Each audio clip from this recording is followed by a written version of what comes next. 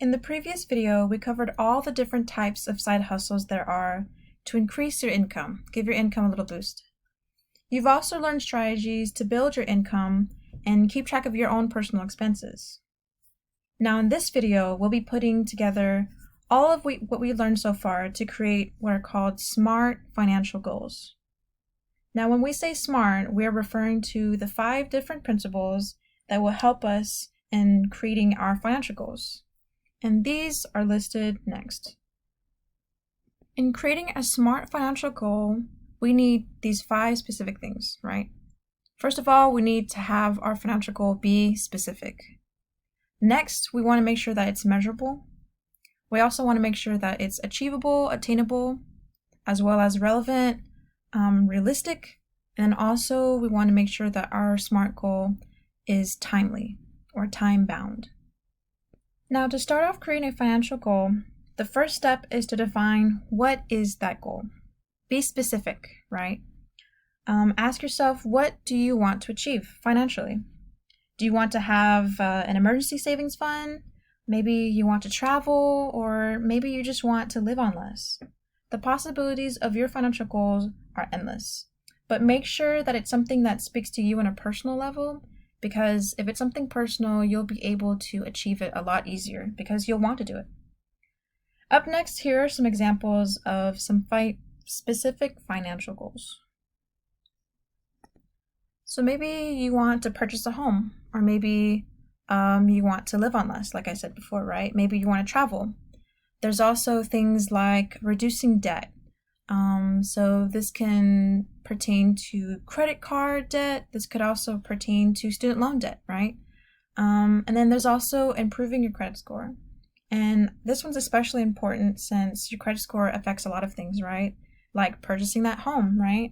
Or the interest rates on getting a student loan, or getting a loan for other things. So here is your time to figure out what type of financial goal you want to achieve.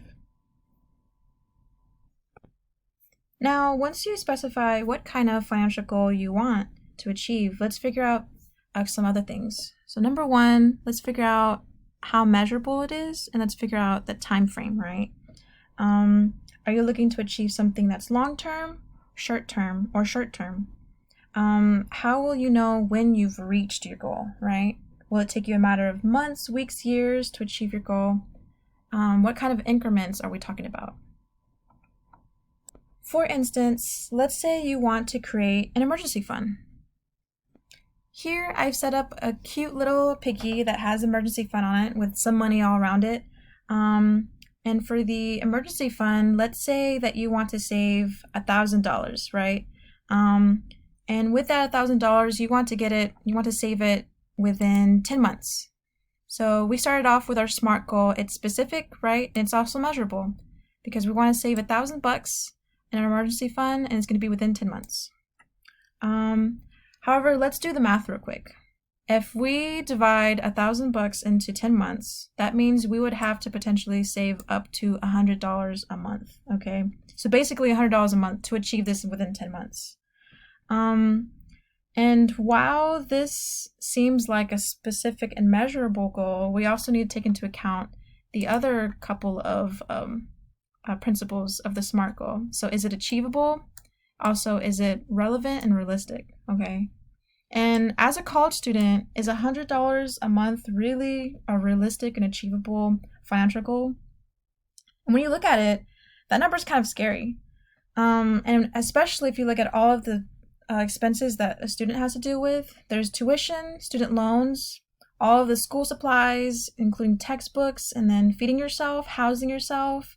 There's also other types of utility bills, phone bills, and it could be difficult for a student to save $100 a month. And if it's not difficult for you, then that's great. But if this is the case and it is difficult to attain, or it's difficult and not realistic, then we need to adjust our goal. So if $1,000 in 10 months is not realistic, then maybe we should change the amount that we want to save within 10 months. Instead of saying 1,000, let's go for something a bit more reasonable or realistic, like $500. And if we do the math, $500 divided by 10 months, that means you would be saving about $50 a month for this SMART goal. And if you look at it, right, it's achievable. It seems a lot less scary than that $100 a month, right? It's also very specific and measurable still, because we want that specific $500 within that measurable time of 10 months.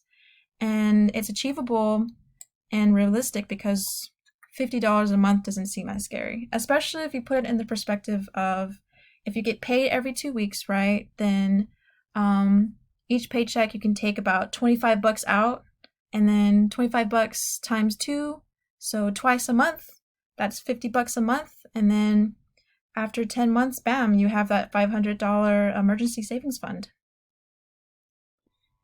And as you can see, it did take us a couple of tries in order for us to understand what kind of money we want to set aside, right? What kind of goal we think can be achievable for our personal circumstances.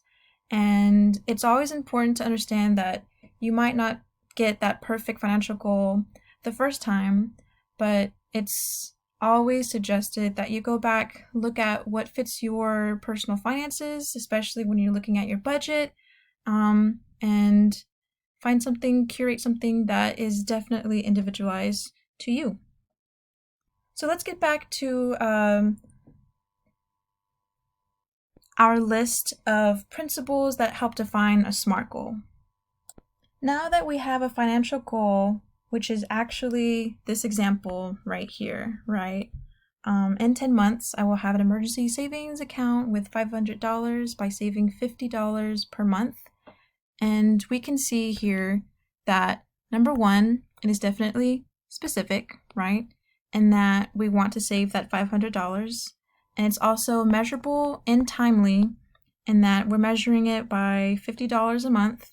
And we have a time frame, which is our 10 months, right? And then it's also achievable and realistic if you know personally that you are able to save $50 a month, right? And these types of, amounts can always be changed from person to person. It really just depends on your circumstances and how much money you are comfortable with saving. But this is definitely a great example to help you curate your own personal financial goals.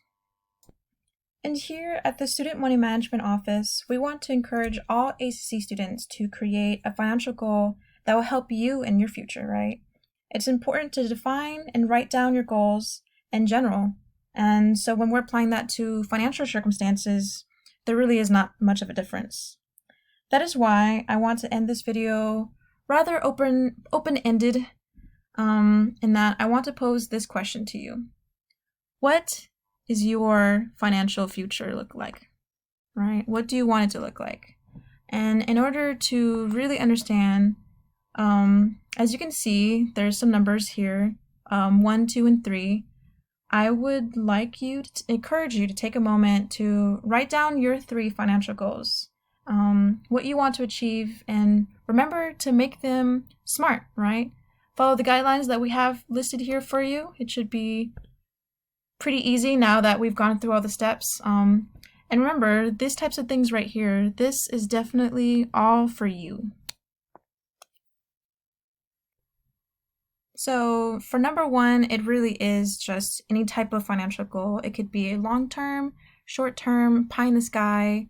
Really, it's just to give you the freedom to figure out if number 2 and number 3 are not something that you're really into. But if they are, for number 2, for example, in X number of years, I will graduate with my certificate, degree, in some type of major from X university with minimal debt, right? That's a pretty specific goal. Number 3, in blank months, I will have an emergency savings fund of X amount of money by saving Y amount per month, right? This is pretty similar to the example that we did earlier, in that it's an emergency savings fund. And these are all just to help you get some traction and figure out, what kind of type of goals that you want to achieve. And a happier financial future is definitely something that a lot of us want to achieve for sure. And good luck in making your very own smart financial goals.